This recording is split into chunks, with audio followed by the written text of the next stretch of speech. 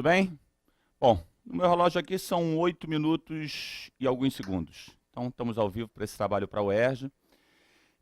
Coube a geografia essa abertura e interessante, né? Porque a geografia efetivamente na primeira prova da UERJ tem um peso que é muito relevante. É possível que vocês encontrem amanhã, é até provável, diria eu, mais questões de geografia do que de história, né? Como são 16 questões para humanas, se aparecerem mais questões de geografia, não será um absurdo se vocês fizerem amanhã 10, 11 questões mais próximas da geografia. Óbvio, a prova é interdisciplinar, mas a gente consegue ver uma abordagem mais geográfica ou mais histórica, a Dalton vai estar daqui a pouco aqui com vocês, nessas questões. E a UERJ, claramente, tem alguns temas preferenciais. Ela é uma prova que a gente consegue, diferentemente até do Enem. O Enem tem alguns assuntos muito importantes, mas a prova é mais ampla. A prova do Enem é mais ampla. A prova da UERJ, o exame de qualificação da UERJ, ele tem lá, a gente pode elencar aí alguns temas preferidos, e eu, obviamente, privilegiei-os aqui, privilegiei-os, ficou bonito, né, pomposo, aqui no nosso trabalho. Criei 4 questões, são questões inéditas, e acho que a gente tem uma chance grande de pelo menos, né, se aproximar do que eles vão abordar. Eu vou começar, inclusive, com um tema que é o mais forte de todos na UERJ, e não é a globalização, né? Eu vou falar de globalização também, globalização é um assunto forte, mas o tema mais forte na prova da UERJ é o tema urbana. A prova da UERJ, ela valoriza muito o espaço urbano, notadamente o espaço urbano carioca. Como a gente está no ano da Olimpíada, quer dizer, a probabilidade de vocês terem talvez até mais de uma questão de espaço do Rio de Janeiro amanhã é grande. Agora, o que eu posso te falar, vamos imaginar que não caia Rio de Janeiro em si. A prova da UERJ é uma prova que trabalha em cima de conceitos fundamentais, né? Então, o que é urbanização? O que é metropolização? O que é desmetropolização? Ano passado aqui no QG, fazendo essa aula de véspera, eu brinquei assim, o dia que não cair segregação espacial na UERJ, a gente vai dar uma festa e tal, e não deu outra, pimba. Questão de segregação espacial, que é um assunto que realmente é muito importante, não é nem ironizar o UERJ. Entender espaço urbano, em grande parte, é entender o processo de segregação espacial. Mas eles podem colocar isso de maneira mais específica, gentrificação, autossegregação, então tem múltiplas possibilidades. Eu pensei numa primeira questão fazendo uma homenagem ao querido prefeito, que muitos aqui gostam dele, né? Nosso amigo de Maricá, ele pediu na campanha da sua reeleição que ele fosse comparado lá com o Pereira Passos. E a gente vai fazer, né, a pedido do Eduardo Paes, essa comparação que ele queria lá em 2010, quando, aliás, ele foi reeleito com 70% dos votos. Não vamos esquecer nisso, né? Ele está no momento de baixa, mas ele foi eleito facilmente, reeleito. Em campanha, Paes tenta vincular sua imagem, com ele lá, ele que pediu para fazer isso, lá, tenta vincular sua imagem às transformações feitas por Pereira Passos. Por pouco, o prefeito do Rio, Eduardo Paes, não inaugurou a primeira fase das obras da zona portuária, no dia 1º, fantasiado, e ia ser espetacular, né? Com roupas de época, do ex-prefeito Pereira Passos. A ideia era incorporar de forma teatral o espírito do responsável pela maior reforma urbana já vista no Rio, aconselhado por assessores, né? Tem que ter alguém de bom senso na equipe, né? Aconselhado por assessores, e a poucos dias do início da campanha eleitoral, Paes, candidato à reeleição, desistiu da ideia. Coube a um ator a tarefa de representar o ex-prefeito. Isso, a fantasia, foi de brincadeira, desconversa o prefeito dias depois, ao falar sobre como gostaria de ser lembrado. Um urbanista à la Pereira Passos, com coração à la Pedro Ernesto, que foi interventor em 31 e 35 e prefeito de 35 a 36, lembrado por grandes feitos na saúde e na educação. Sob o ponto de vista da modernização da cidade, de grandes intervenções que possam melhorar e recuperar o Rio, acho que tem muita coisa acontecendo como aconteceu no governo Passos. Então acho favoritaça para amanhã, puxei essa reportagem do Globo de 2010, 2010 não, 2012 na verdade, porque tem muita chance de pintar uma questão sobre reforma urbana. Tem uma brincada aí com o prefeito, eu não sou exatamente simpático a ele, não sou um eleitor dele, mas isso não vem ao caso. Ele pede para ser comparado ao Pereira Passos porque ele está pensando, obviamente, no ponto positivo do cara que foi fazer o quê? Uma reforma numa cidade que era fétida, numa cidade que era conhecida como cemitério dos europeus, do cara que ia transformar o Rio numa Paris tropical. Pelo que a gente conhece da prova da UERJ, provavelmente, se cair alguma coisa nessa linha, não vai ser exatamente elogiando as reformas, porque essas reformas, como quase tudo na vida, tem um lado positivo, né, desse embelezamento, de modernização, mas tem um lado negativo. O perfil da prova de humanas, vocês sabem muito bem, é muito de crítica, de denúncias de uma pegada mais social. Então, em cima disso, das reformas lá do início do século XX, com as reformas atuais associadas a uma série de eventos, Copa do Mundo, agora Olimpíada e tal, eu montei uma questão. E aí vocês vão perceber uma coisa. A UERJ ela é uma prova contextualizada, isso ninguém pode discutir. A gente pode discutir se ela é interdisciplinar, porque eu consigo ver a geografia, eu consigo ver a história. Em algumas eu vejo a mistura. Eu acho ela uma prova muito contextualizada, nem tanto interdisciplinar. Quando eu falo que ela é contextualizada, é sempre isso, é um texto, é uma charge, é uma tabela. Você remete uma realidade e pede o conceito. Só que isso, eu tenho comentado com os meus alunos presencialmente, um videozinho que eu gravei lá para o meu canal do YouTube também, eu tenho percebido uma coisa. Nos 2 últimos anos, a prova ficou muito conceitual. Então, fiquem atentos com uma coisa amanhã. É óbvio que a tua resposta ela tem que estar encadeada com o texto, com o enunciado. Mas a resposta ela é um conceito de geografia. E como você tem, às vezes, 4 conceitos ali, você costuma dizer assim, pô, tem 4 certas. E é claro que algo errado não pode ser o gabarito, mas algo certo pode não ser. Essa história de 2 certas, 3 certas, 4 certas, desculpa, é bobagem. Não houve até hoje uma questão anulada de humanas na prova da UERJ. Então tem uma certa, meu amigo. Se as outras existem também, observe que aquelas outras não respondem àquela pergunta. Então eu abri com um texto que vocês conhecem, com certeza, que é essa coisa da reforma do início do século XX e as reformas atuais, e agora eu vou empurrar para situações que a gente vai discutir se são verdadeiras ou não. Vamos lá? Joga na tela. Sempre, né, pegando o comando da questão, mais de 100 anos separam o governo Pereira Passos dos mandatos de Eduardo Paes. Eduardo Paes prefeito 2 vezes. No entanto, esses dois momentos são marcados por alguns pontos em comum, como por exemplo, eu até não quis botar o hífen, porque a UERJ gosta de um hífen, né? Cuidado com respectivamente, cuidado que tem que estar tudo certinho lá. Não só tem que estar certo, como tem que responder o que foi perguntado, como tem que estar na ordem. A UERJ adora colocar uma primeira coluna toda certa, e aí vem os hífens, e você vai decidir na segunda informação. Não adianta nada a primeira está correta se a segunda não está. Eu quero 2 coisas que valham lá para Pereira Passos, 1903, por exemplo, abrir na Rio Branco, na Central, depois de Rio Branco, e Eduardo Paes agora, primeiro mandato dele 2008 a 2012, segundo mandato acaba agora, 2012 a 2016. O que é comum? Prioridade ao transporte rodoviário e concentração dos investimentos em ações para periferização. Olha, pessoal, é meio complicado dizer que há uma concentração dos investimentos para a periferização. Porque apesar da Zona Sul, da época, não ser ainda densamente ocupada, abrir a Avenida Central, que vai permitir uma ocupação maior da Zona Sul, não é exatamente a periferização como a gente pensa hoje, né? Em que você pensa, por exemplo, sei lá, anos 60, quando a gente abre a Avenida Brasil. E aí você facilita muito essa periferização.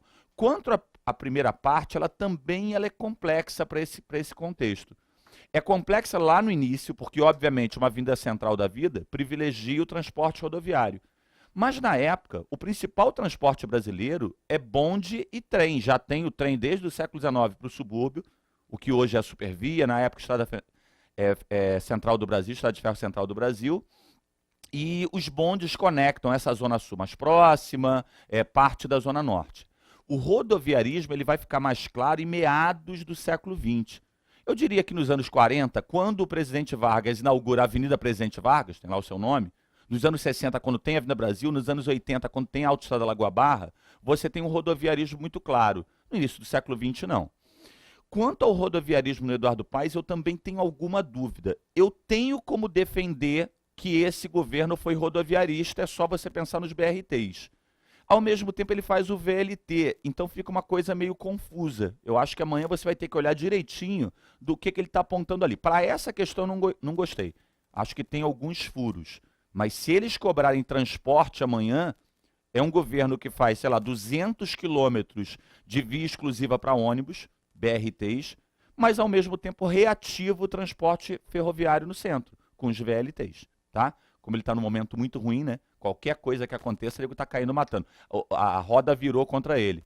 Esse evento do VLT dessa semana, vou eu defender Eduardo Paes, que é uma coisa contra a minha religião. Né? Esse evento do VLT da semana, que ele parou por energia, pessoal, vamos combinar? Super normal, né? Tá funcionando de meio-dia às 3 sem cobrar passagem a período de teste. Mas é aquela história, né? Ao mesmo tempo que ele já teve tudo a favor, ele tem tudo contra. A população está de saco cheio, então qualquer coisa que aconteça, a gente lembra do passado, ciclovia que voou, não sei o que e tal, e aí você tem uma crítica. Se tem uma obra interessante desse governo, é essa retomada do transporte ferroviário no centro. Se nós nos convencermos do seguinte, a solução é transporte sobre trilhos. E a população pressionar o próximo prefeito, o governador e tal, para esse tipo de investimento. Então, decidir transporte hoje não está fácil, não. É um governo rodoviarista? É, por causa dos BRTs. Mas, ao mesmo tempo, ele retomou o investimento ferroviário na área central. Beleza? Letra A, vamos segurar ela aí. Letra B. Grande investimento público em infraestrutura, está valendo. Ações para redução da segregação espacial, de jeito nenhum, mas de jeito nenhum. Nos dois governos você tem um avanço muito grande da segregação espacial, nos dois governos. Segregação espacial, que é conceito sempre, gabarito na UERJ, é você separar no espaço geográfico as classes sociais. Quando eu te falo o nome de um bairro e você já pensa numa coisa nobre, sem nem conhecer a pessoa, é porque aquela área ali congrega pessoas de maior renda. Quando você fala o nome de um bairro e você pensa é quebrada, é uma área mais pobre, sem conhecer a pessoa, você tem uma lógica de segregação espacial. É que a gente está na grande cidade e é acostumado com isso. Numa cidade menor você não vê exatamente isso.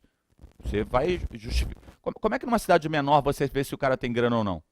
Pensa aí. Não é pela casa da pessoa? Não é exatamente o bairro, entendeu? Volta lá. Letra C. Investimento em vias de circulação. Bom, lá com Pereira Passos a gente tem o caso da Avenida Central. Remoção de moradias populares associada a intervenções urbanas. Acho que é bem melhor que as outras, hein? Vamos ver a D de dado e vamos decidir entre as duas. Intervenções urbanas pautadas em modelos externos. Intervenções urbanas pautadas em modelos externos. Olha, também não é ruim, né? Com Pereira Passos, muito claramente, inspirado lá na França. Com o Eduardo Paes, sei lá, está querendo ser uma Barcelona, né, a partir lá daquela Olimpíada e tal, até é aceitável, não é tão imediato, mas é aceitável. Agora, prioridade ao transporte ferroviário não foi o que eu falei. Prioridade ao transporte ferroviário, não. Uma coisa é eu dizer para você, chegou quem aqui? Chegou o meu monitor, é isso? Está na área? Bom, você manda a sua pergunta, estamos com o nosso monitor aqui. Vem cá, deixa eu te apresentar, Rômulo. Rômulo está aqui na área, ó. Rômulo vai receber as perguntas de vocês. Bom dia, galera. Tudo bem? Manda para ele vai sentar ali. Tendo dúvida, manda para a gente, que a gente conversa. Ele começa respondendo e eu posso dar meus pitacos também. Mas voltando aqui, essa história do modelo externo não é tão clara, mas de repente eu posso pensar nisso. Agora olha o final. Prioridade ao transporte ferroviário. O que eu fiz foi um comentário.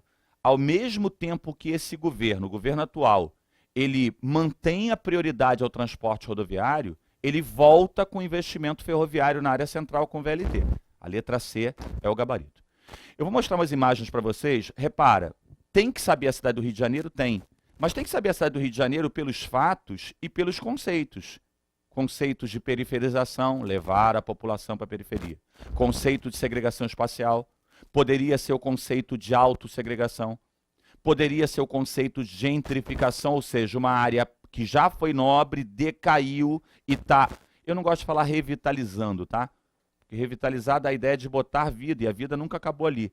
Aquela área está se refuncionalizando, você está mudando a função urbana, tá? Vem aqui na tela, eu vou te mostrar umas imagens, rapidinho. Ó, isso aqui é a Avenida Central. Esse prédio aqui, um dos primeiros arranha-céu, como é que fala arranha-céu? Arranha-céu, sei lá, é com vocês aí em português, isso não é problema meu. Aqui na Praça Mauá, edifício à noite, né? Aí abre-se a Rio Branco aqui, ó, Avenida Central, por isso que a gente fala, ó, conexão para a Zona Sul, ó o Pão de Açúcar aqui. E aí a ideia é, eu abro a Avenida Central e facilito a conexão com essa primeira Zona Sul, né? Você vê que ela vai até Botafogo, Copacabana está aqui para trás, ó. Copacabana está aqui para trás. Eu facilito isso. Agora, imagina essa cirurgia urbana aí no centro, né? Como é que isso não retirou casas lá do Brasil colonial, né? No fundo é isso, né? Olha aqui a Avenida Central aberta e ainda com o Morro do Castelo, questão que cai muito também, né? Depois o Morro do Castelo vai ser completamente removido. Olha aqui, já num outro período, isso aqui já é meados do século XX, isso aqui já é Estado da Guanabara, quando nasce o Estado da Guanabara, é o governador Carlos Lacerda, e ele vai remover essa favela aí.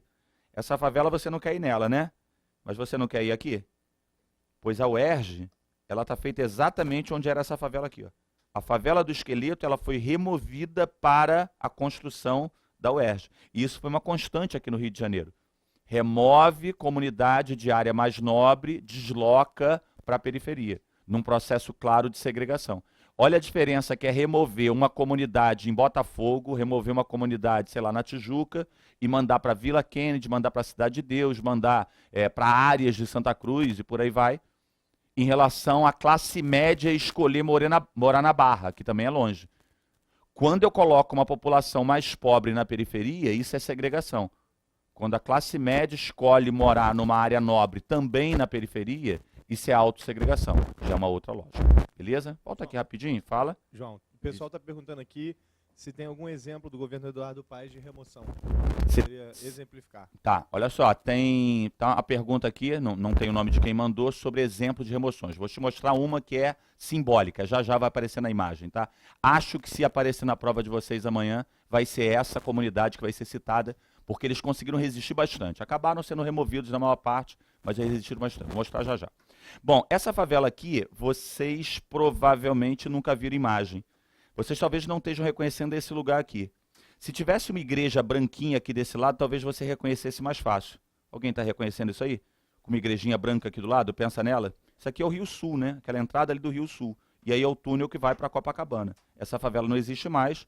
A antiga favela do Morro do Pasmado foi removida e colocada também na periferia. Hoje ali tem um bandeirão do Brasil, é um mirante Isaac Rabin. Bom, obras importantes no Rio de Janeiro, como os BRTs, né? Transolímpica, Transcarioca e tal, foram elementos de remoção. O cara vai fazer uma grande via, um grande BRT, tua casa está no caminho e te remove. Obviamente que eu escolho passar por áreas pobres, né? E não remover moradias de classe média, legalizadas e tal. É aquilo que eu falei para vocês, de ser difícil hoje definir se a gente é só rodoviário ou se voltou a ser ferroviário, porque tem as duas coisas. Então, por um lado, os BRTs indicam um grande investimento rodoviário. Olha o tamanho disso, pessoal. O Transoeste vem lá de Santa Cruz, atravessa toda essa área, a Barra inteira, isso aqui tem mais de 50 quilômetros. O Transolímpica faz a conexão da Brasil, de uma área de Olimpíada também na Brasil, com a Barra. Você tem o Transcarioca. Isso aqui é muita coisa. Agora, no centro da cidade, nós temos um investimento ferroviário. E temos uma extensão de metrô que é expressiva, que é a linha 4. Então tem esses dois lados. Esse metrô, que no fundo tem um erro técnico, né? Ele é uma extensão da linha 1, ele não é a escolha ideal. Nós, como sociedade, vamos ter que pressionar o poder público para esse metrô avançar. Essa extensão da linha 1 como linha 4 não nos parece que vai resolver a questão. E do outro lado, então, metrô linha 4 está aqui, ó. Com o metrô que avança tão pouco, né? A gente tem situações, é porque também não adianta personalizar, pessoal. Não adianta ficar falando do Eduardo Paes, Dilma, Michel Temer, Pezão e tal, porque é uma parada estrutural, né? A gente teve aqui uma sequência de governos no Rio de Janeiro que cada governo inaugurava uma estação de metrô, né? Mas assim, o Garotinho foi lá e inaugurou a Cardeal Arco Verde. Aí veio a Rosinha e inaugurou, sei lá, a Cantagalo. Aí o Sérgio Cabral foi inaugurar de Ipanema, até o Lula veio, que era presidente, com alta popularidade. Assim. O cara veio inaugurar uma estação de metrô, assim, é meio vergonhoso.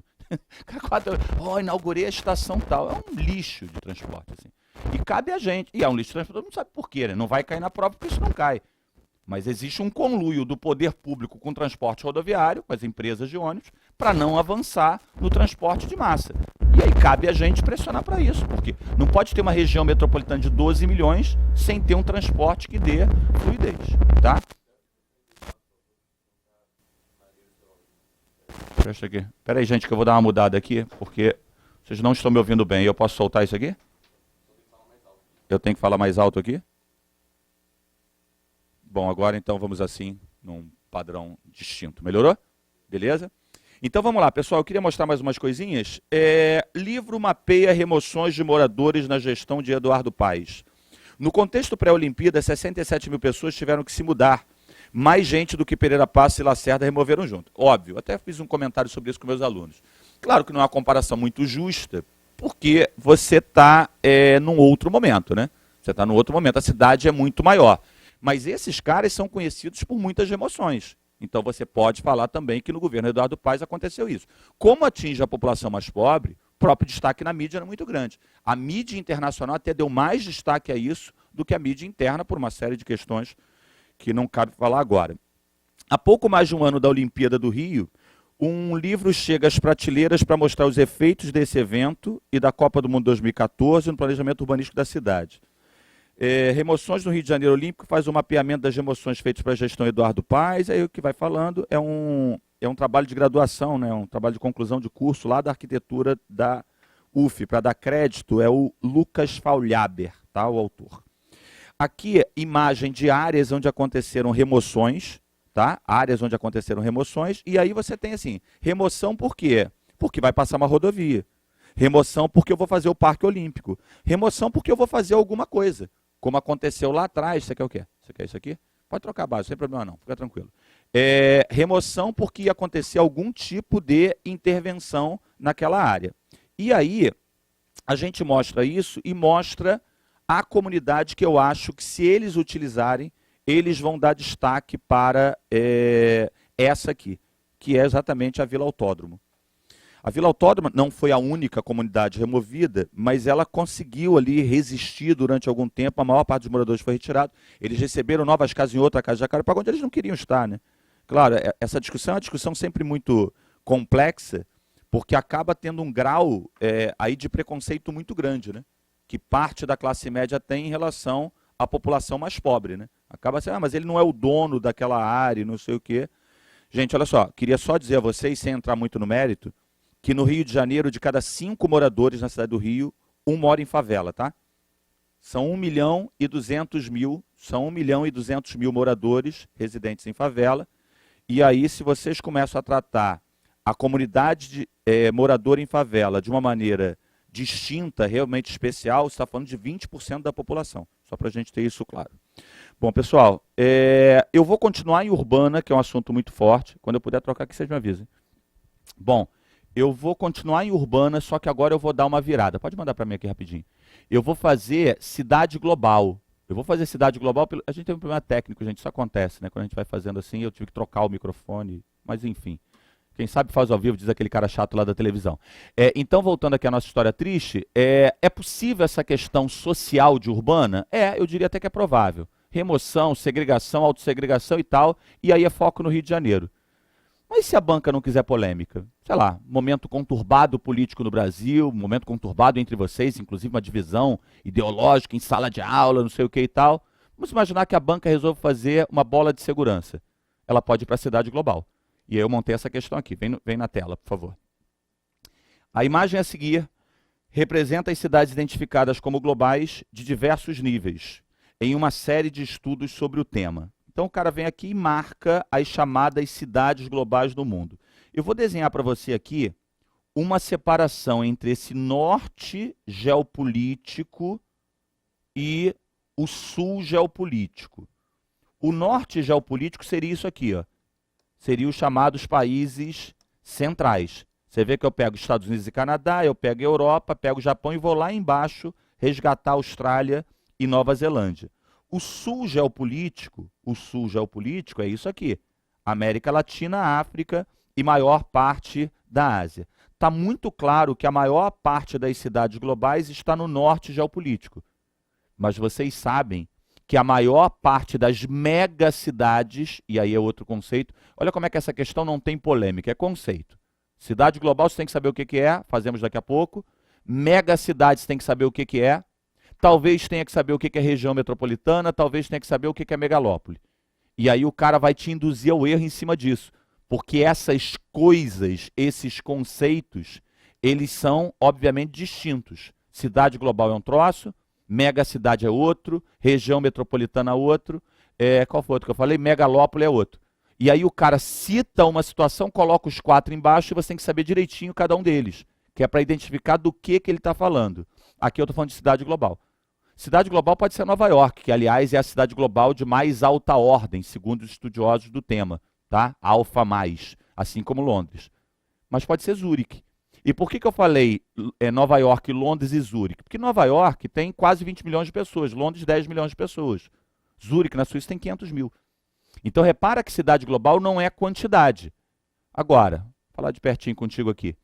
Se o cara quiser uma questão quantitativa, o mapa vai ser completamente distinto. Porque vão aparecer muito mais cidades do sul geopolítico do que do norte. Nova York continua lá na lista. Tóquio, que é impressionante, continua na lista. Los Angeles continua na lista e tal. Mas você vai ter muito mais cidades latino-americanas, africanas e asiáticas. Porque no caso de cidade global, você trabalha com qualitativo, com a influência, com a capacidade de polarização. Enquanto megacidade é quantidade. Tem mais de 10 milhões de pessoas, é megacidade. Uma cidade pode ser megacidade, cidade global? Pode. Mas ela pode ser uma coisa e não ser a outra. Só para evitar alguma dúvida, vai que cai amanhã, região metropolitana é uma questão mais política, é quando você integra uma metrópole com as cidades vizinhas, como o Rio é integrado a Caxias, como o Rio. Vocês estão me vendo em vários lugares aqui do Rio de Janeiro, talvez do Brasil. Agora, é claro que o cara que está me vendo em Volta Redonda tem uma realidade. O cara que está me vendo em Caxias tem outra. Esse cara de Caxias está ligado à minha realidade aqui da cidade do Rio, no dia a dia. Pode trabalhar aqui, estudar aqui. O de Volta Redonda, não. Entendeu? Existe uma diferença de você estar no interior ou estar no entorno, na área periurbana dessa metrópole. Faltou quem? Faltou megalópole. Megalópole seria esse fluxo intenso entre metrópoles. Alguma coisa na linha de, sei lá, fluxo intenso Rio-São Paulo, para a formação de uma megalópole. Tranquilo? Eu agora quero cidade global, vem na tela, dá uma olhada em cidade global mais uma vez. São essas aí, e agora você vai julgar. Com relação às cidades globais e à estrutura atual do mundo, podemos afirmar que o reduzido número de cidades globais no sul geopolítico do planeta, essa é uma informação verdadeira, tem menos, é determinado pelo fato da maior parte da América Latina, África e Ásia não participarem da globalização, está fora. Participam, mas não comandam exatamente, né? A cidade global se configura como um nó, ou ponto nodal, entre a economia nacional e o mercado mundial, congregando em seu território um grande número das sedes das principais empresas transnacionais, segura essa aí. Os países mais desenvolvidos possuem a maior parte das cidades globais, sim, porque sua urbanização é mais antiga, sim, e por isso concentra a maior parte das grandes cidades do mundo. Bom, agora ele misturou tudo. Eles não concentram a maior parte das grandes cidades, essas são as megacidades. E se concentrasse, isso não teria nada a ver com a resposta, porque megacidade é uma coisa e cidade global é outra. A informação está errada e, se verdadeira fosse, não responderia à pergunta. Conceitos, galera, glossáriozinho lá, cada conceito de urbana. Beleza? Vai, para fechar. O avanço das novas funções em diversas cidades do mundo contribui, tudo contribui com tudo, né? Para o processo de renovação urbana. Até aí está certo. E com isso, já fizemos isso hoje, menor segregação. Errado, realmente o gabarito é a letra B. Uma cidade como o Rio, que tem reformas na área do porto, ela tem mudança de função. Isso aumenta ou diminui a segregação espacial? Pessoal, pensa aí.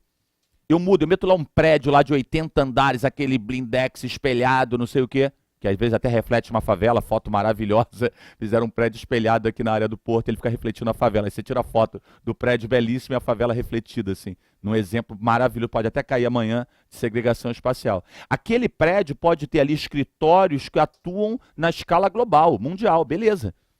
Isso não diminui a segregação espacial. Isso aumenta. Isso aumenta, porque aquela área ficou preparada para outras pessoas e o antigo morador foi removido. Sacou? Gabarito é a B. Olha de novo a letra B, um conceito de cidade global. A cidade global se configura como um nó. Ela é o elo entre a economia nacional e o mercado mundial.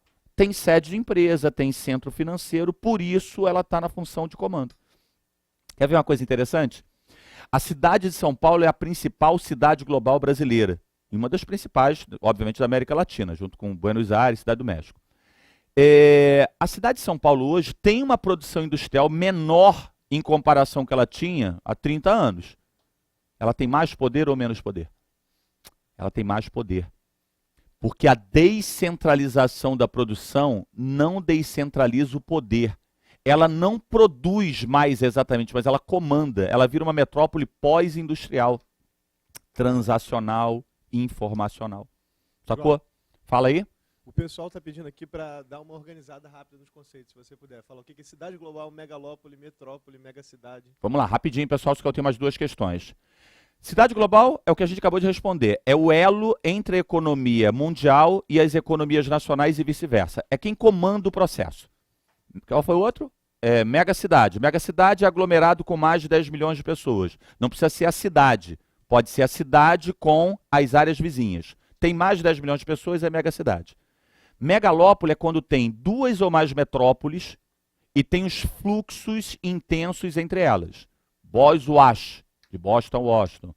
Tokaido, que é bizarro no Japão. Né? De Tóquio a Osaka, que você vai em 1h20 em Shinkansen, em trem de grande velocidade. Tem fluxo intenso, é megalópole. Então, megacidade, cidade global, megalópole, metrópole. Metrópole é uma cidade importante. Metrópole é uma cidade que tem poder de influência, influencia uma extensa área. Pode ser uma metrópole regional, como, sei lá, Belém. Pode ser uma metrópole nacional, como Rio, São Paulo e Brasília. Quando essa cidade é muito importante, ela funciona como elo com a economia mundial. E aí eu digo que essa metrópole é uma cidade global.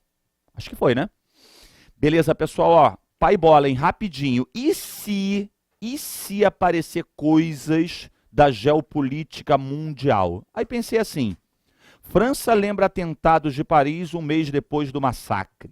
Passado o mês dos atentados, custaram a vida de centenas de pessoas em Paris e Saint-Denis, a França lembra nesse domingo a tragédia enquanto os investigadores continuam as buscas de alguns suspeitos.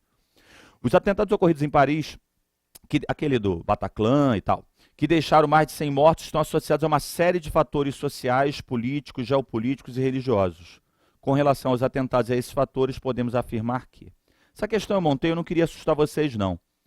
Mas é porque, efetivamente, a prova da UERJ deu uma certa guinada conteudista, né?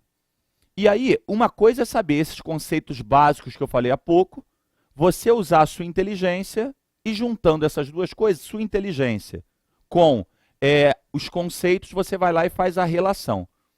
O problema todo é quando o cara obriga você a ter uma certa cultura geral, né? Lembra do ano passado uma questão que... É do ano passado ou retrasado? No ano passado a gente tem aquela da Groenlândia, que o cara bosta lá uma distorção do mapa da projeção e aparece lá a Groenlândia. Tem gente que nem sabe onde fica a Groenlândia.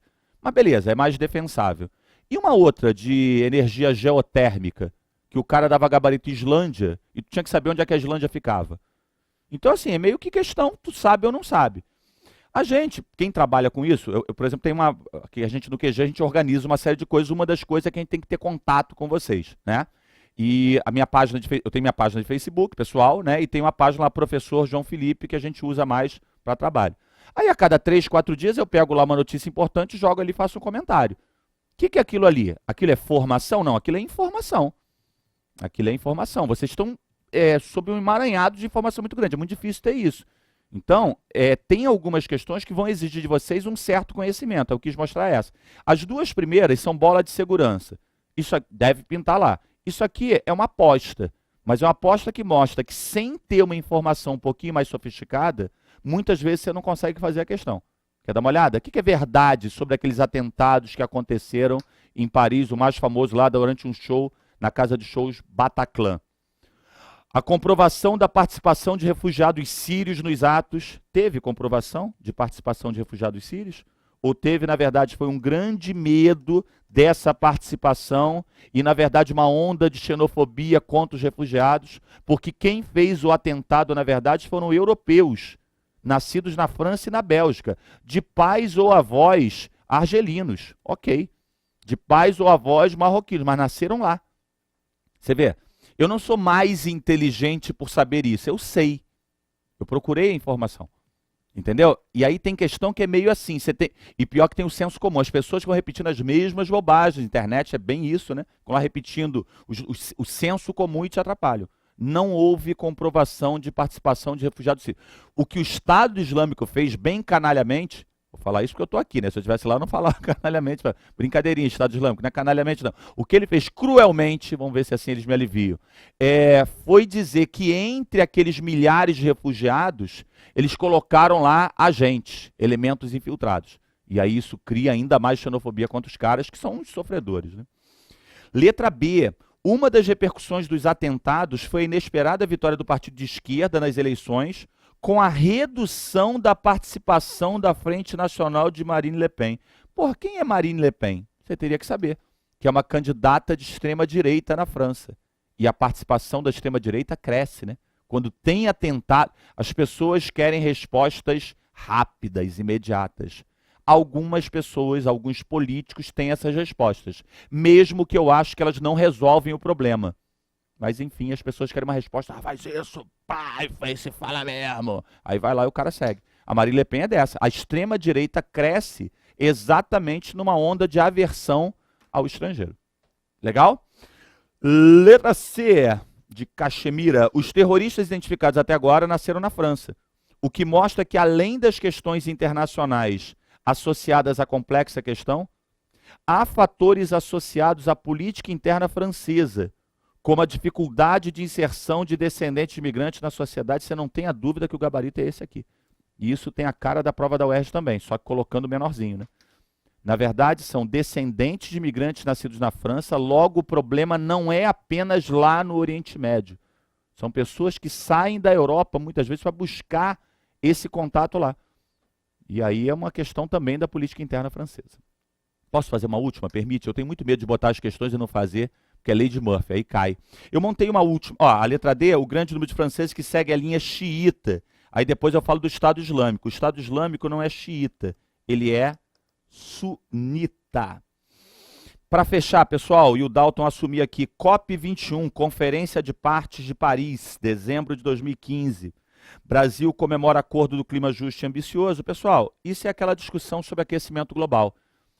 E a prova da UERJ, que era uma prova de humanas, que não cobrava a natureza, começou a dar uma cobrada, né?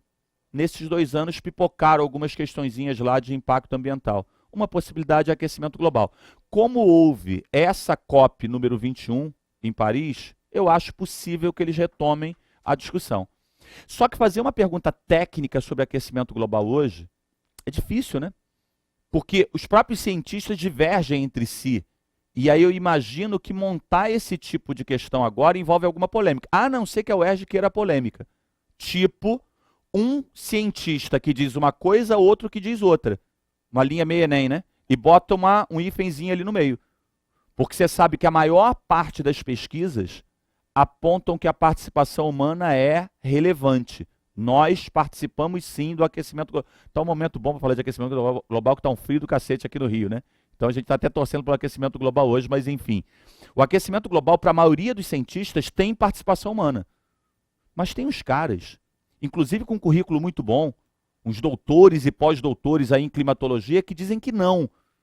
Que a participação humana só é capaz de causar ilha de calor, escala local. Como você tem? Porra, eu sou um cara graduado em geografia, mas para de geografia, eu não posso discutir com esses caras. Mas repara, todos eles têm currículos muito bons e eles se contradizem. Então pode ser que a UERJ coloque essa contradição. Ou vá na bola de segurança. E a bola de segurança não é o científico, é o político, é o geopolítico, é o diplomático. É o que os países estão negociando, porque as negociações avançam. E aí eu montei essa questão para você. Vamos lá para a gente fechar? Aí tem um texto aqui que a gente não vai poder ler pelo tempo. A reportagem acima trata de importantes pontos da realidade ambiental no mundo atual. Com relação a esse tema, assinale a correta. Vou dizer uma coisa, eu montei assim, mas agora eu vou criticar a mim mesmo. Provavelmente você não vai ver uma questão amanhã de marca correta. É raro a UERJ fazer isso. Ela pede para você marcar algo encadeado com aquilo, tá? Uma criticazinha pergunta. O tema é bom, mas o comando não é o que é correto. É aquilo que atende, por isso você tem que sublinhar o que o cara mandou você procurar, tá? A COP21 busca evitar uma grande ampliação do aquecimento global, que teria consequências desastrosas, tais como o desaparecimento de inúmeras ilhas. Olha, não há nem o que discutir, já foi de cara. Se o aquecimento global continua, se o planeta aquece mais 2 graus, eleva o nível do mar e algumas ilhas vão desaparecer. Deixa eu ver as outras e te mostrar os erros. O combate ao aquecimento global enfrenta como dificuldade o fato de grande parte das pesquisas indicarem que a elevação da temperatura tem causas humanas. Olha que coisa engraçada. Grande parte das pesquisas mostram que a causa é humana. Isso não é uma dificuldade para enfrentamento do aquecimento global. Isso deveria levar a um consenso e os países atuarem. A dificuldade é outra. Discurso global todo país tem, mas abrir mão do próprio interesse é algo meio complicado. Você que é muito jovem, é muito duro, acusador. Mas pense em você ser presidente de uma dessas nações e tomar uma decisão que você considere prejudicial ao seu país por causa de uma questão global. Não é algo tão simples, tá? Só para justificar aí a dificuldade. No fundo, todo mundo fala do global, mas cada um defende o interesse nacional. Foi decisivo para o sucesso da conferência a aceitação por parte dos países emergentes. Quem é país emergente? É Brasil, China, Índia, não é isso? De metas de redução de gases de efeito estufa em um patamar semelhante. Nunca. Nós não vamos aceitar patamar semelhante ao dos países ricos, porque eles poluem há mais tempo. Ok? Responsabilidades históricas. A China hoje é a maior poluidora, mas a Inglaterra polui há 200 anos. Sacou? Então o que a gente pode aceitar é um patamar superior para eles e um patamar intermediário para a gente. E para fechar, o papel brasileiro no combate ao aquecimento global envolve fundamentalmente a redução do desmatamento. Pois, essa aqui é uma pegadinha do malandro, né? Pois a nossa matriz energética é limpa com base nas hidrelétricas. 2 comentários. Combater o desmatamento é importante, mas temos que combater também o aumento da emissão por energia. A gente está queimando cada vez mais petróleo, nossa frota de automóveis é cada vez maior. Hidrelétrica polui menos a atmosfera, mas não é limpa. O Brasil tem 2 tarefas aí, combater desmatamento e combater também emissão por energia. O que você pode considerar é que a hidrelétrica é menos nociva para a atmosfera que uma termoelétrica. Beleza? Pessoal, desculpe aí a correria. Nós temos um apertado, meu amigo Dalton já está aqui para assumir as carapetas. E aí? Tudo bom? Belezinha? Beleza. Gente, um abraço, boa sorte amanhã lá. Felicidades, hein? Tchau. Um abraço, irmão. Toma aí a caneta. Valeu. Bom dia, pessoal. Vai lá. Um abraço. Bom dia, gente. Tudo bom? Bem-vindos aí ao nosso Foca na UERJ. Saímos da geografia, vamos para a história, mas continuamos na área de humanas. E, aliás, esse é um detalhe, primeiro detalhe importante para você. É importante que amanhã você perceba que você vai encontrar na prova algumas questões clássicas de história? Vai. Clássicas de geografia? Também vai. Agora, é muito importante você ter na cabeça que você vai fazer uma prova de ciências humanas e suas tecnologias. Ou seja, num determinado ponto, e eu vou te mostrar isso daqui a pouquinho, os assuntos eles caem numa interseção. Então, não separa quando o momento for esse, não separa, não, isso aqui é história, isso aqui é geografia. Bota todo o teu conhecimento na mesa e dialoga. Isso vai facilitar você bastante. Esse é o primeiro ponto que eu queria abordar com vocês. O segundo ponto, presta atenção porque isso vai acontecer amanhã na sua prova. Presta atenção porque isso vai acontecer amanhã na sua prova. Você vai perceber, você vai observar que, no mínimo, 50%, 60%, quiçá 70% da questão, você vai resolver a partir das ferramentas que ele vai te oferecer. O texto, a imagem, a charge, a tirinha. É muito importante que você interprete aquilo que o texto está colocando, que a imagem está colocando, que a propaganda de um determinado produto num determinado contexto histórico está te provocando. Olha para aquilo que está ali. Muitas vezes a resposta está na interpretação do texto que você está lendo. Tá? Então esse é um outro ponto importante.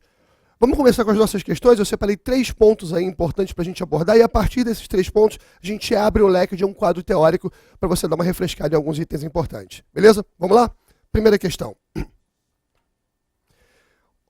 Observe as imagens abaixo. Olha aí. O que eu acabei de falar, né? As imagens têm que ser interpretadas porque a partir delas a gente pode chegar a um determinado contexto histórico e chegar à questão propriamente dita. Você tem claramente aí 2 imagens muito contemporâneas, né? No seu lado esquerdo aí, uma manifestação pró-impeachment, no seu lado direito, uma manifestação contra o impeachment, entendendo o impeachment como uma manifestação aqui, ó, golpista, né? Então, observa bem. Vamos ao enunciado. As imagens traduzem parte da atual situação política brasileira. Em linhas gerais, a sociedade dividiu-se entre os que defendem o processo de impeachment e os que os consideram uma manobra golpista. A polarização ideológica, que frequentemente leva à radicalização do debate, já permeou outros momentos históricos. Um contexto histórico semelhante a este, os seus respectivos representantes ideológicos foram... Olha para as opções e a forma como elas estão dispostas. Eu quero te dar um terceiro toque, um terceiro detalhe aí técnico em relação à prova da UERJ, e isso também vai acontecer amanhã, então presta atenção. Olha como as opções estão dispostas para você. Você tem quase que 2 colunas aí separadas por esses hífens aqui, ó, que eu estou sinalizando para você, perfeito? Então, imagina que você tem 2 colunas aí separadas por esse tracinho aí. Às vezes aparece o traço, aquele traço enviesado, dessa forma assim, beleza? Agora, volta lá para o enunciado. Um contexto histórico semelhante. Então ele te dá uma missão 1 aqui, ó. E os seus respectivos representantes ideológicos. Ele te dá uma missão 2. Contexto histórico semelhante ao quê? A um quadro de polarização ideológica e a um quadro de radicalização do debate, uma radicalização ideológica. Observa o seguinte. Esse ponto 1 que eu sinalizei para você aqui, ó, ele está frequentemente associado à primeira coluna. E esse ponto 2 que eu estou sinalizando aqui para você, ele está frequentemente relacionado à segunda coluna. Volta aqui para mim.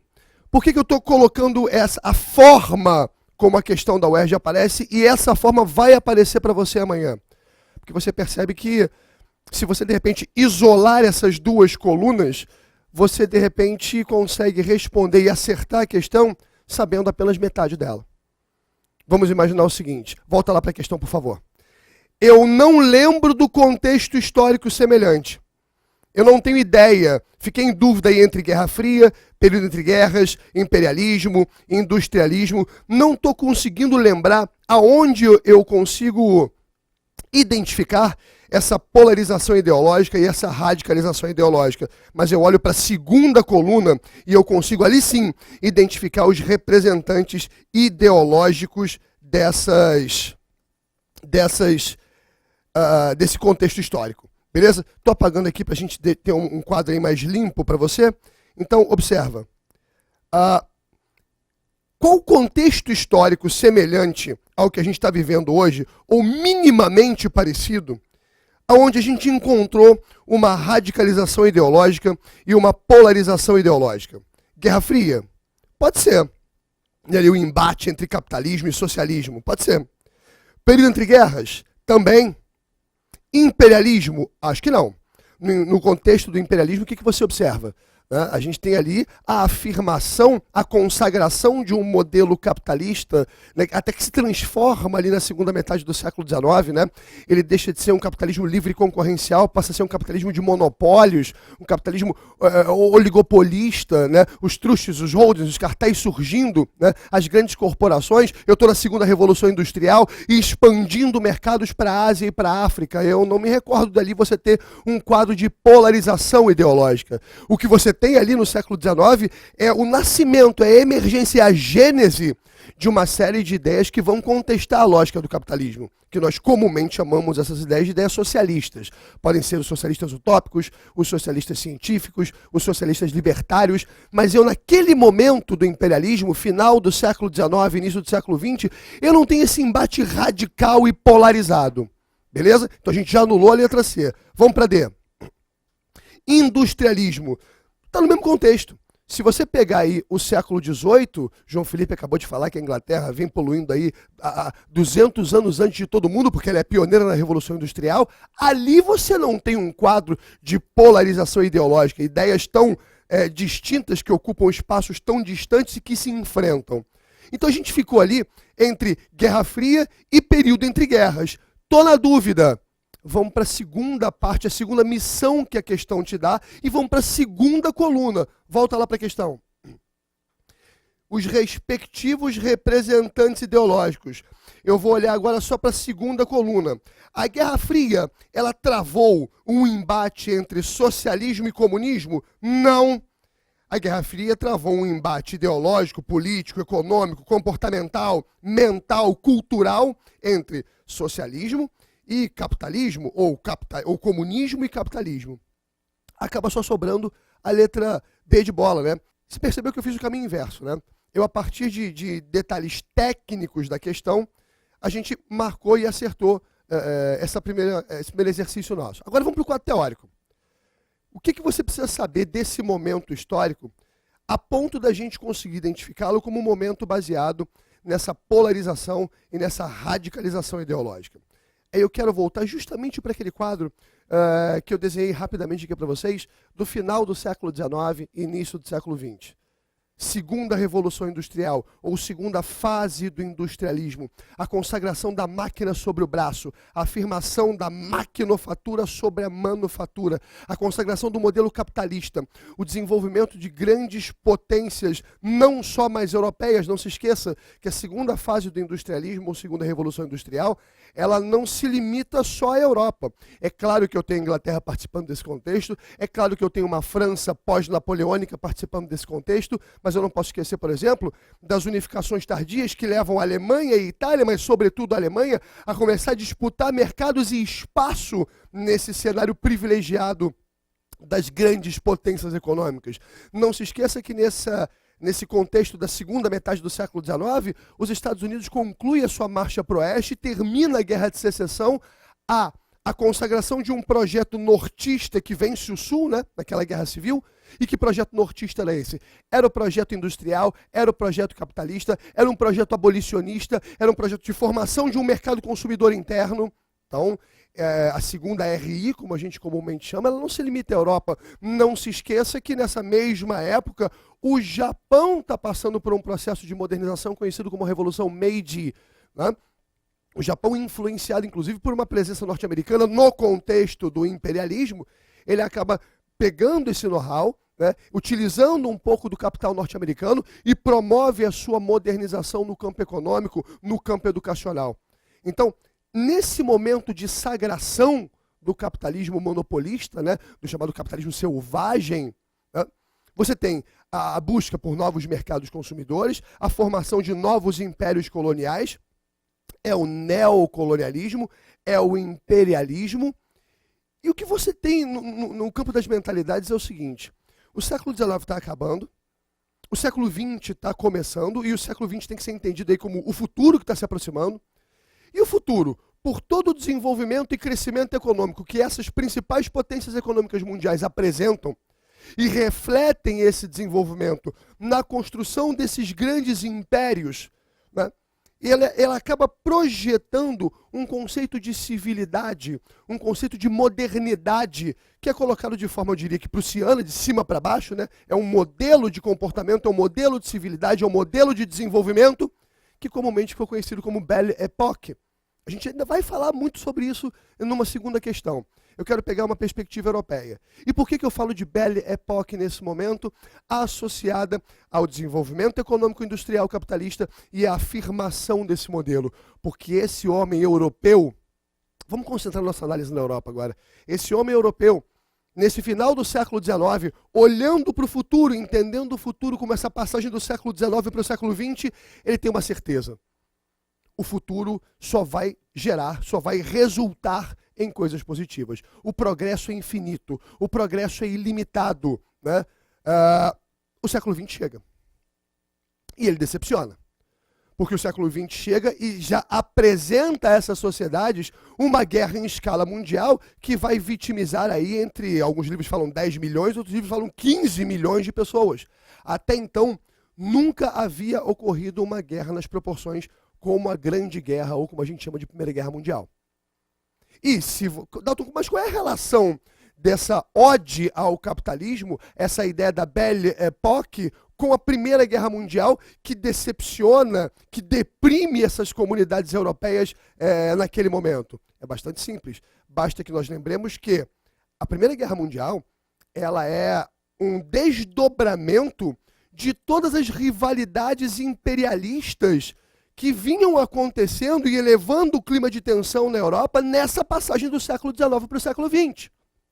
Então, não é absurda a ideia de que, sim, a Grande Guerra ou Primeira Guerra Mundial é uma guerra de fundo capitalista. Ora, aquele modelo que eu projetei como ideal, como civilizado, como ocidental, aquele que me geraria o progresso infinito, ele deságua num confronto que mata 15 milhões de pessoas, e a gente não pode pensar só na questão quantitativa aí. Eu preciso pensar na forma como essas pessoas foram vitimadas pela guerra. Não se esqueça do gás cloro, do gás mostarda, do lança-chamas. é a tecnologia inerente à segunda revolução industrial a serviço da morte. Por que eu desenhei todo esse contexto para você? O século XX começa com críticas a esse modelo liberal capitalista. Eu não quero mais ele. Então, quando a gente entra no período entre guerras, um período que vai de 1918, 19, ali no final da Primeira Guerra Mundial, até o início da Segunda, 1979, uma das coisas que marca esse período entre guerras é a decepção com esse modelo liberal. São as críticas ao capitalismo liberal e a busca por alternativas a esse modelo. E que alternativas que vão emergir nesse contexto? Não se esqueça que nos momentos finais da Primeira Guerra Mundial, o que vai aparecer para nós? Uns tais bolcheviques lá na Rússia, liderados por um sujeito chamado Vladimir Ilyich Ulyanov, que os senhores conhecem como Lenin, e que vai deflagrar uma revolução de cunho socialista, e nesse momento do período entre guerras, a partir da Revolução Russa, o socialismo emerge como uma alternativa a esse modelo que eu critico. Não é à toa que, sobretudo, dentro da classe trabalhadora, as ideias socialistas, o marxismo, o leninismo, começam a ganhar muita simpatia. Não é à toa que nesse período entre guerras, no início ali da década de 20 do século passado, vários partidos comunistas surgem no mundo inteiro.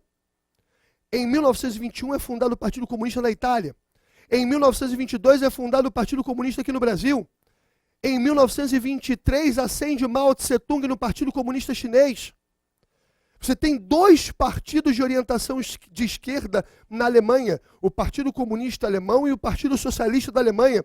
É uma ideia, é uma proposta que vem ganhando adeptos, que vem ganhando simpatia e que nesse período entre guerras ela se apresenta como uma alternativa a esse modelo capitalista liberal que eu estou criticando. Então eu estou falando aqui de uma esquerda que há de se radicalizar na própria União Soviética com a ascensão de Lenin, que vai quebrar toda a lógica do marxismo e instalar uma ditadura por ali. Só que essas ideias, elas de alguma maneira representam uma ameaça aos detentores dos meios de produção. A ideia de fim dos meios de produção, né, ou socialização dos meios de produção, fim da propriedade privada, isso é algo que ameaça essa burguesia industrial, né, ela ameaça o monopólio do capital. E é nesse momento que, se eu tenho valores de esquerda emergindo e conquistando simpatia de parcelas da sociedade europeia, por um lado, por outro lado, eu tenho um discurso que vai surgir aí a partir da extrema-direita, cuja uma das principais bases, um dos principais pilares, qual é? O anticomunismo. Tem um exemplo para você perceber como essas ideias, né, a direita e a esquerda, né, o socialismo e o capitalismo, eles vão se digladiar e eles vão disputar as mentes agora no período entre guerras. Na Itália, até mais ou menos ali 1917, 1918, é um exemplo que eu sempre conto em sala de aula, inclusive, havia um jornal cuja linha editorial dele era declaradamente marxista, um jornal chamado Avanti. Esse jornal era distribuído nas portas das fábricas na Itália. Foi um jornal que se tornou muito conhecido durante os anos de 1919 e 1921, quando os sindicatos de operários na Itália cresceram, se organizaram muito e faziam sucessivas greves, ameaçando paralisar o país. É um momento de atuação do Partido Comunista. Então, é nesse momento que o jornal Avante ele passa a ser, digamos assim, o porta-voz dessa classe trabalhadora operária, que parece que abraçou um pouco a causa do socialismo. Vocês sabem quem era o editor-chefe desse jornal? Eu vou repetir. Um jornal de declarada linha editorial marxista que era entregue na porta das fábricas na Itália. O editor-chefe desse jornal era um cara chamado Benito Mussolini, que era comunista. E depois vai ser o fundador e grande nome de um movimento denominado Fascio di Combattimento, que vai virar o Partido Fascista, cujo um dos pilares mais visíveis era o anticomunismo. Dalton, mas como isso é possível? Bom, primeiro é importante esse exemplo, porque ele revela como não só Mussolini, mas as sociedades naquele momento, elas estão em busca de alternativas. Mussolini parece que transitou pela esquerda, mas se encontrou e fez carreira política e ascendeu na direita. Então você percebe que nesse período entre guerras, de fato, a gente tem esse choque, a gente tem esse embate ideológico, marcado pelo radicalismo, né? Tal como a gente encontra nos dias de hoje, né? É o coxinha e o mortadela, né? É o liberal e o esquerdopata. A gente precisa ter um pouco mais de clareza e de consistência argumentativa para poder debater um pouco melhor esse momento da história política brasileira. Então, voltando rapidamente para a questão, entendeu por que no período entre guerras, esse período entre guerras é um contexto histórico onde eu encontro a polarização e a radicalização ideológica. Ou seja, a extrema-direita e a extrema-esquerda, principalmente se você levar em consideração a figura de Joseph Stalin na União Soviética, que, como eu disse, é importante que você saiba disso, ele quebra toda a lógica do marxismo-leninismo, instalando uma ditadura lá na União Soviética. Beleza? Tranquilo? Bom, vamos então para a segunda questão.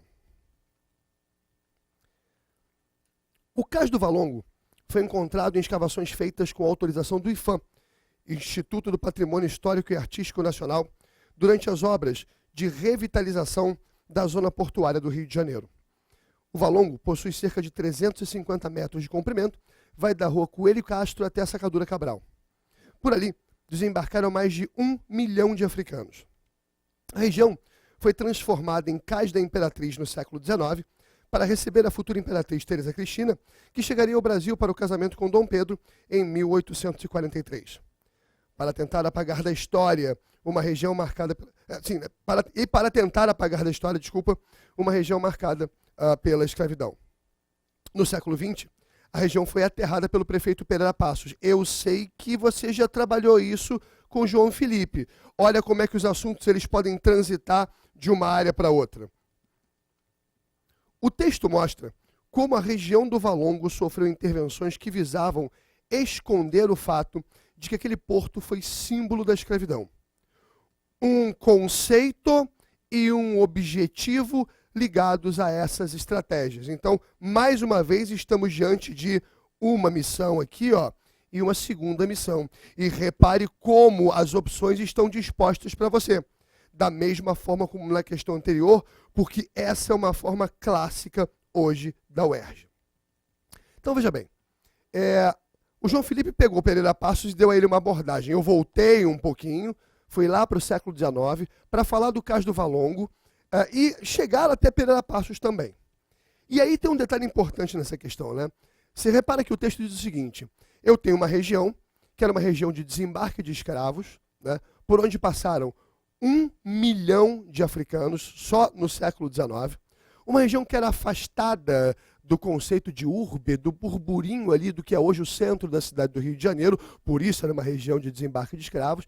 Uma região que está sendo hoje revitalizada pelo IPHAN, que fica ali no que é hoje a Praça Mauá, que vem se tornando Porto Maravilha, né? É um novo contexto de reformas pelas quais aquela região passa. O Cais do Valongo, na passagem da primeira para a segunda metade do século XIX, ele vai ser reformado, ele vai ser maquiado para ser transformado em Cais da Imperatriz, para receber Teresa Cristina, que viria se casar com Dom Pedro, para profunda, inclusive, decepção e depressão de Dom Pedro, que não gostou da mulher. Era um casamento arrumado, era um casamento arranjado, como muitos casamentos entre os nobres, desde a Idade Média, inclusive. Tá? Dom Pedro nunca escondeu a insatisfação de ter que se casar com aquela mulher. Tinha uma amante, inclusive a Condessa do Barral, que era a sua grande confidente, grande amiga. Mas eu dei uma maquiada ali naquele Cais do Valongo, rebatizei ele de Cais da Imperatriz, para fingir que ali não tinha nada relacionado à escravidão. Como se não bastasse isso, eu chego no início do século XX, o Pereira Passos vem e aterra aquela região. Ele, literalmente, ao aterrá-la, ele enterra, ele apaga essa região. Eu não quero falar que ali é uma região que foi protagonista, que foi palco, né, de uma grande barbárie chamada escravidão. Se você pensar nos dias de hoje, um detalhe bastante contemporâneo, nessa mesma região que a gente vai generalizar e chamando de Praça Mauá, né, o Cais do Valongo fica bem próximo a ela, né, você vai perceber que hoje existe lá, inclusive uma atração turística bastante visitada pelos cariocas hoje em dia, o Museu do Amanhã. É bastante simbólico, eu poderia trazer esse debate para essa questão também. Quer dizer, uma região notadamente marcada, historicamente marcada, né, por uma região que recebeu escravos. O Brasil foi o maior país escravista do mundo e lá eu construo o Museu do Amanhã. Eu não quero discutir o passado, eu quero discutir o amanhã. Mais um exercício de tentar apagar daquela região o que ela, num determinado momento da história, foi. E aí a gente pode aprofundar esse debate falando de Pereira Passos e falando da reforma urbana pela qual o Rio de Janeiro passou. Vamos tentar entender? O que é o Rio de Janeiro antes da reforma urbana e por que ela vai acontecer por aqui. O Rio de Janeiro ainda tinha um aspecto muito colonial naquele momento. Era uma cidade que não tinha projeção, né? Não foi uma cidade projetada, era uma cidade suja, de aspecto colonial, com valas abertas, marcada pelas famosas residências populares, né, os chamados cortiços, né, uma região insalubre, e pela insalubridade ela é alvo de uma série de doenças, né, é a varíola, é a febre tifoide, é a malária, é a peste bubônica. É uma cidade predominantemente negra, na medida em que só no século XIX, lá no Cais do Valongo, ou Cais da Imperatriz, desembarcaram 1 milhão de escravos. E esse desenho da cidade do Rio de Janeiro, ele não se adequa ao projeto republicano. E por que esse desenho, essas características da cidade do Rio de Janeiro, elas não se adequam ao modelo republicano? Porque a República veio para quê? A República derruba a monarquia através de um golpe militar, perpetrado por Deodoro da Fonseca, para ser o quê? No mínimo, ser ordem e progresso. E não me parece que as ideias de progresso, de modernidade, de civilidade, olha a questão anterior, que caracterizam a tal da Belle Époque nessa passagem do século XIX para o século XX, esse conceito não se encaixa na paisagem urbana que eu encontro no Rio de Janeiro naquele momento. Então era necessário modernizar a capital da República para que ela fosse símbolo dessa modernidade, para que ela fosse símbolo dessa civilidade. Afinal de contas, a República veio para quê? Para ser ordem e progresso. Mexer na cara do Rio de Janeiro era uma estratégia que tinha relação direta com a afirmação e com a consolidação de um modelo republicano. Olha o que o Rio de Janeiro é. Ele é civilizado, ele é moderno, porque ele é o porta-voz da República.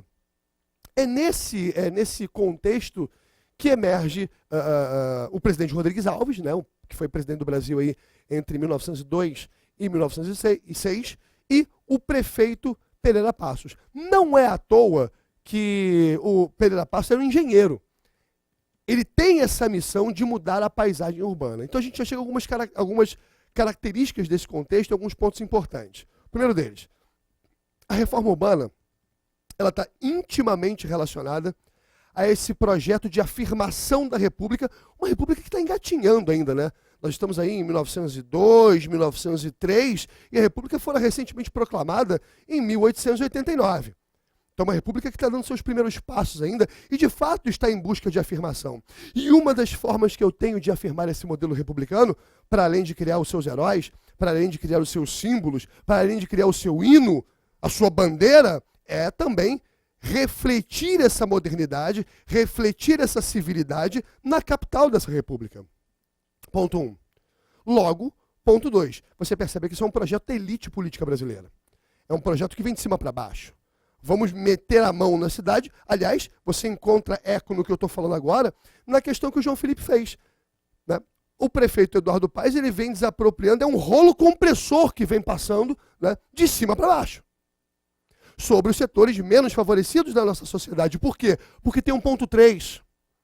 Esse projeto, ele é inspirado no conceito de modernidade e no conceito de civilidade que eu tenho na tal da Belle Époque europeia. Eu quero ser Europa, eu quero ser França, eu quero ser Paris. Paris que acabara, inclusive, recentemente para os padrões da época, claro, né? Também havia passado por uma reforma urbana. O prefeito de Paris, o barão de Haussmann, é ele que vai racionalizar, olha aí a ideia de ciência do século XIX também passeando pela nossa questão. Ele vai racionalizar o espaço urbano de Paris. Inclusive, é nesse momento que Paris ganha o apelido de Cidade-Luz. E é isso que eu quero ser. Tanto é verdade que é nesse momento aqui no Rio de Janeiro que emerge a expressão cidade maravilhosa. Se Paris tornou-se a cidade-luz, eu, Rio de Janeiro, quero ser a cidade maravilhosa. Então, aí é que você tem aquela lista, né, de medidas adotadas pelo Pereira Passos. Geralmente, as questões que falam sobre a reforma urbana, elas batem muito na questão do bota abaixo. Olha quantos caminhos a gente tem para pensar e para chegar nesse momento histórico aqui do Rio de Janeiro.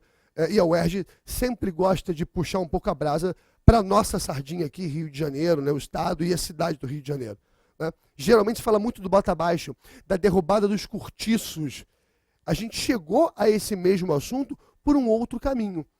Pegando lá do século XIX, o Cais do Valongo e a tentativa de você, e aí entra um ponto fundamental para a questão, entender que o Rio de Janeiro, a partir de um projeto de cima para baixo, de uma elite política, né, inspirado em valores, em hábitos e costumes europeus, entendendo esses valores como civilizados, né, ela faz uma reforma para quê?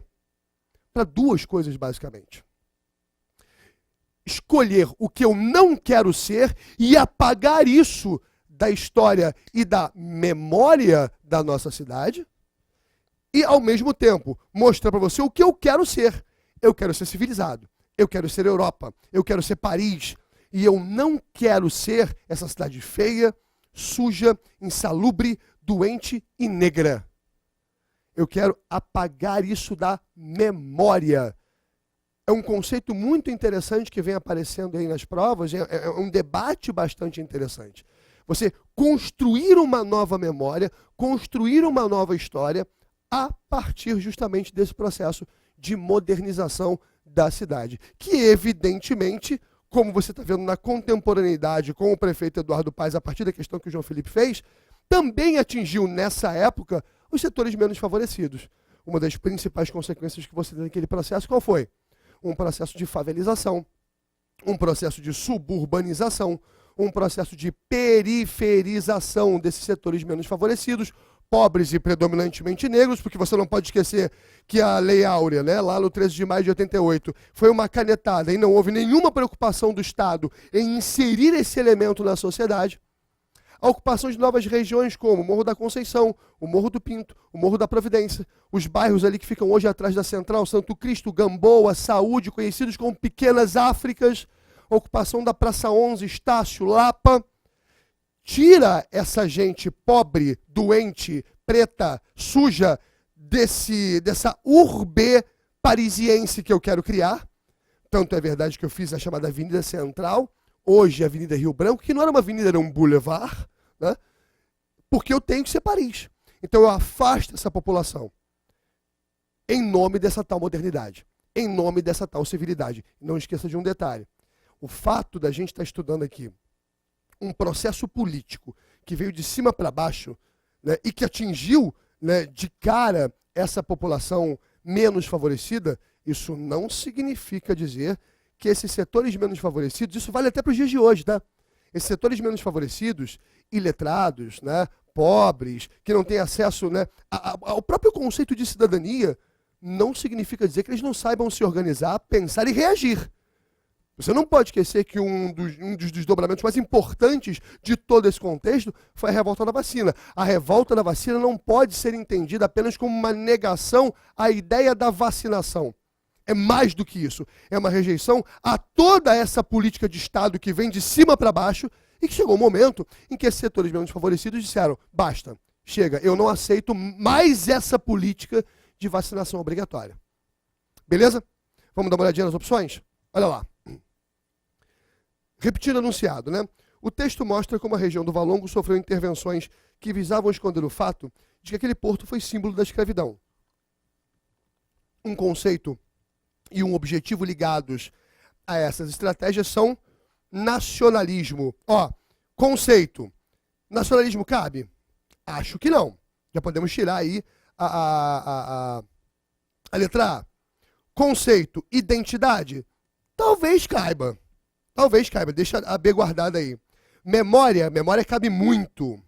Cidadania, com alguma boa vontade, dependendo do seu conceito de cidadania. Então a gente tirou a letra A. A letra A está fora. As outras estão subjúdice aí, né? Agora vamos lá. Um objetivo ligado àquela estratégia. A estratégia de transformar o Cais do Valongo em Cais da Imperatriz. Um objetivo de depois aterrar o Cais da Imperatriz para apagar aquela região da memória. Olha aqui, ó, projeto de modernização. Marcamos aí, portanto, a letra C. Ok? Beleza? Sem perder tempo. Terceira questão, dá uma olhada. Chicago Boys, os garotos de Chicago, né? Foi o nome dado a um grupo de aproximadamente 25 jovens economistas chilenos que formularam a política econômica da ditadura do general Augusto Pinochet. Foram os pioneiros do pensamento neoliberal, antecipando no Chile, em quase uma década, medidas que só mais tarde seriam adotadas por Margaret Thatcher no Reino Unido.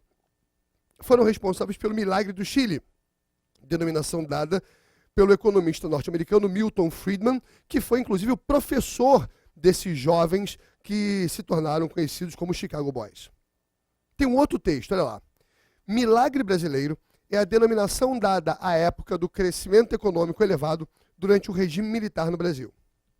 Entre 1968 e 1973, também conhecido como anos de chumbo. Nesse período do desenvolvimento brasileiro, a taxa de crescimento do PIB saltou de 9,8% ao ano, em 68, para 14% ao ano, em 73. A inflação passou de 19% para 34% em 74. Paradoxalmente, houve aumento da concentração de renda e da desigualdade. Continuei no slide. Eu não sei do que a questão se trata, mas como eu disse para você no início do nosso papo, os enunciados, os textos dão muitas pistas para a gente, dão muitas informações preciosas para a gente. Eu tenho aqui, né, primeiro, texto 1. Eu estou falando do Chile, né, de um pensamento neoliberal durante a ditadura do general Augusto Pinochet, que foi conhecida como Milagre do Chile. Olha o texto 2 que fala do Brasil. Milagre brasileiro, economia, regime militar. Eu não sei do que a questão se trata ainda, mas eu já percebi pontos de interseção entre os dois textos. Eu estou falando aí de momentos ditatoriais na América do Sul, especialmente aí Chile e Brasil, né? E falando de economia.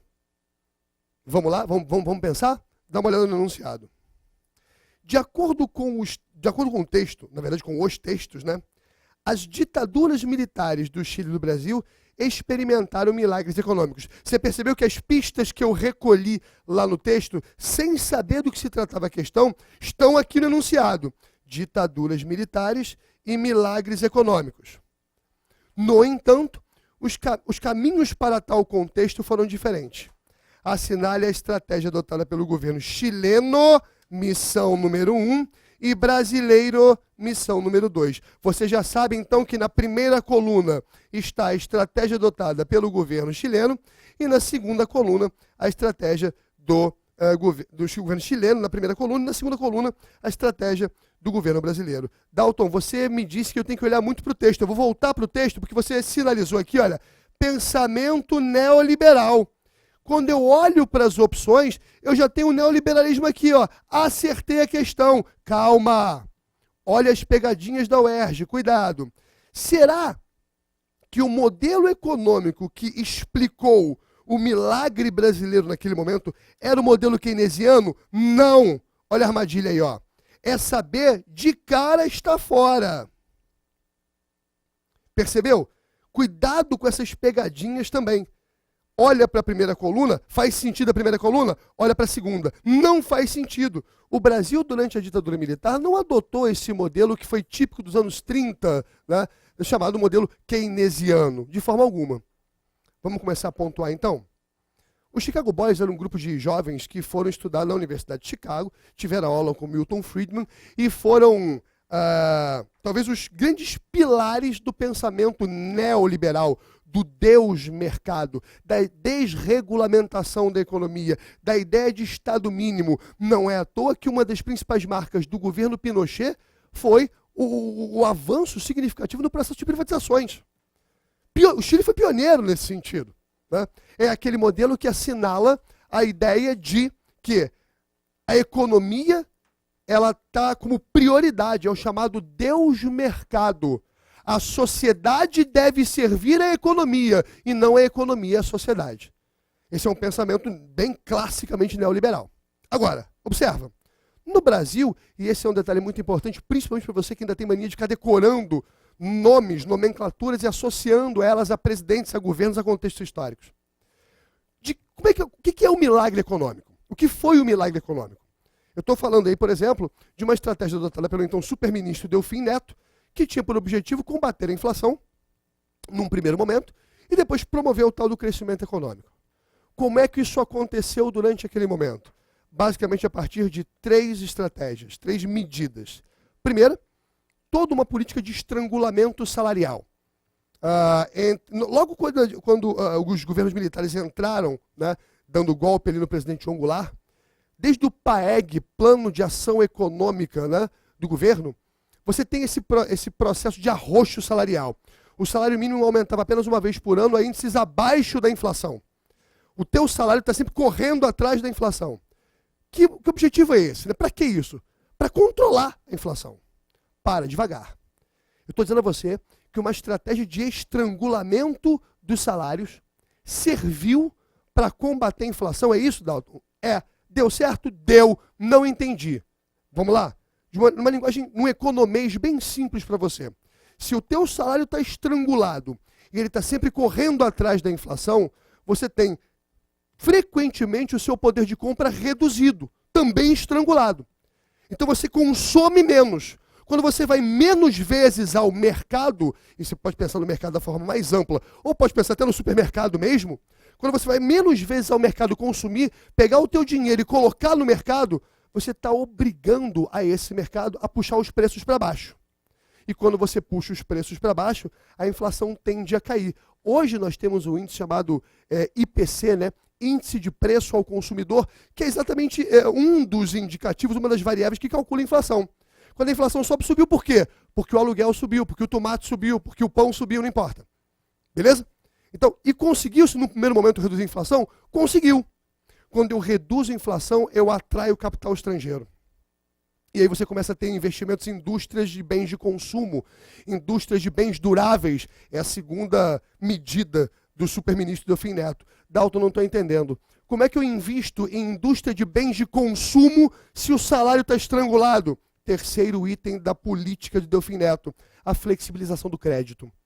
E com isso, você tem uma elite, uma classe média, média alta, que tem ganhos reais de salário, que pode consumir, né, e que eleva o crescimento econômico brasileiro.